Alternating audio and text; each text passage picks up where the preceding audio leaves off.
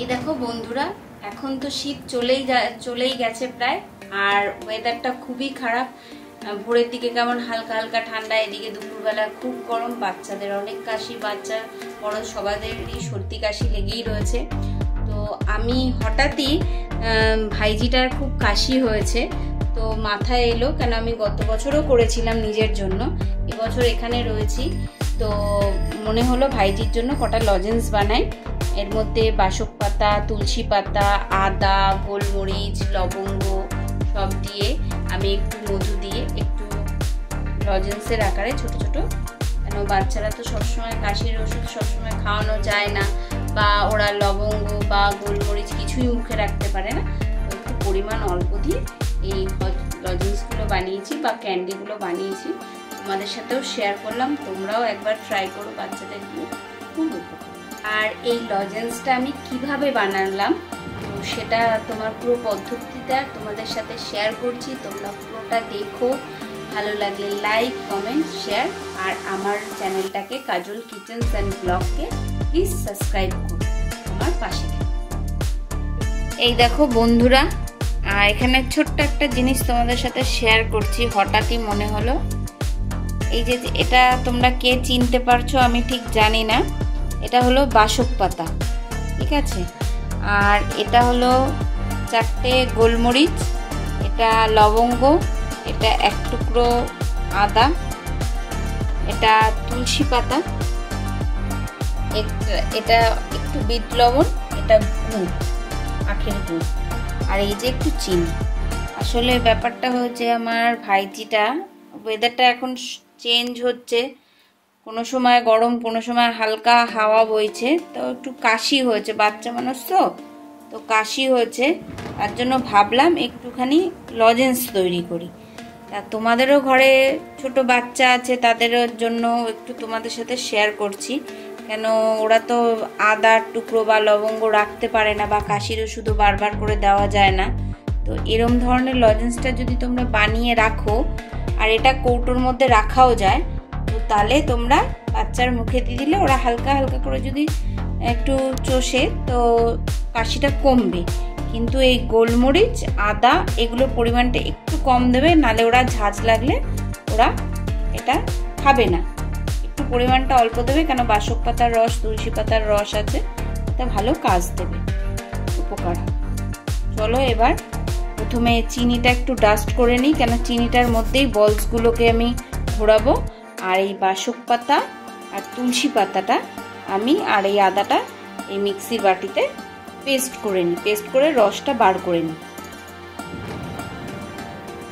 দেখো বন্ধুরা, বাসক পাতা আর তুলসী পাতা আর অল্প একটু আদা মিক্সিতে পেস্ট করে এবার ছাঁকনি দিয়ে ছেঁকে নিচ্ছি, কেন যতই হোক বাচ্চার জন্য করছি, তো বাচ্চারা এগুলো মুখে পড়লে খেতে চাইবে না, কেন এটা তোমরা বড়দের জন্য করলে এমনিও দিতে পারো, খুব ভালো। আমি গতবার সিজনেও বানিয়েছিলাম আমার নিজের জন্য, খুব ভালো কাজে দেয় এই রসটা। এই যে দেখো রসটা রেডি হয়ে গেল, আর এখানে ওই চিনিটাকে মিক্সিতে আমি চিনি গুঁড়ো বানিয়ে নিয়েছি। এবার এই লবঙ্গ আর তোমাদের এই গোলমরিচটা আমি একটু হালকা গুঁড়ো করে শিলনোড়ে সের মধ্যে দিয়ে, আর এখানে এবার কড়াইতে আমি এই গুড়টা দিয়ে একটুখানি জল দিয়ে দেবো, যেমন নাড়ুর পাক করে তেমনই একটু পাক টাইপের করব।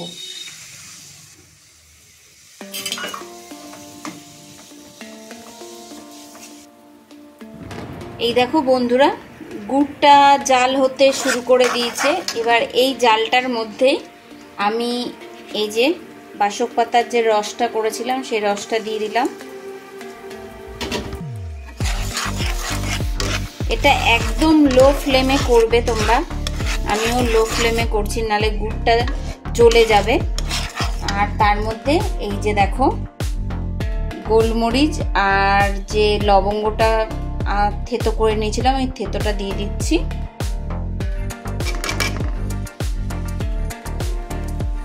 এটা দিয়ে দিলাম, আর একটুখানি 1 চিমটি মতন দেখতেই পাচ্ছ বিট লবণ দিয়ে দেবো। আর আস্তে করে গুড়টা জাল দিতে থাকবো যতক্ষণ না এর মধ্যে যে চিটে ব্যাপারটা আসছে, মানে আঠালো ব্যাপারটা আসছে, ততক্ষণ এটাকে জাল দিতে থাকবো। আবার নামানোর সময় একটুখানি মধুও দেবো এর মধ্যে, এটা জাল হতে থাকবে।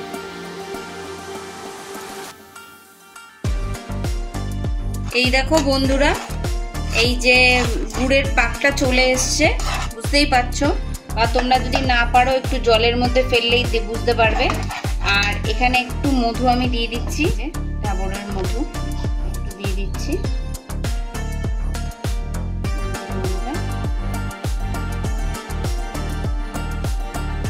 এবার একটু সাবধানে করো বা বড়দের কাউকে ডেকে নিও যদি না গুড়ের পাক বুঝতে পারো।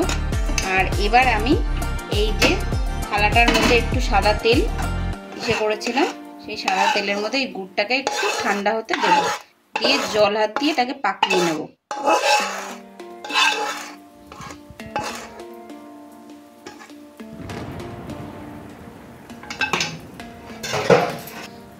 তোমাদের যদি অসুবিধা হয় এরকম একটা বাটিতে বা যে কোনো বোলের মধ্যে ঠান্ডা জল রাখবে। আর যেহেতু গুড়টা গরম, এই যে দেখো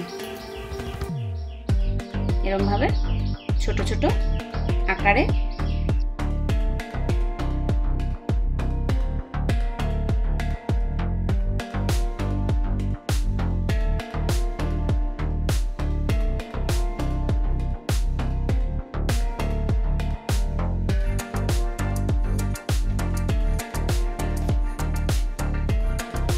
এরকমই রাখা যায়, কিন্তু যেহেতু আমি অনেকদিন রাখবো, এই যে চিনির গুঁড়োর মধ্যে দিলে এটা লজেন্সের মতন হয়ে গেল, এটা অনেকদিন রাখা যায়। এই দেখো, বুঝছো?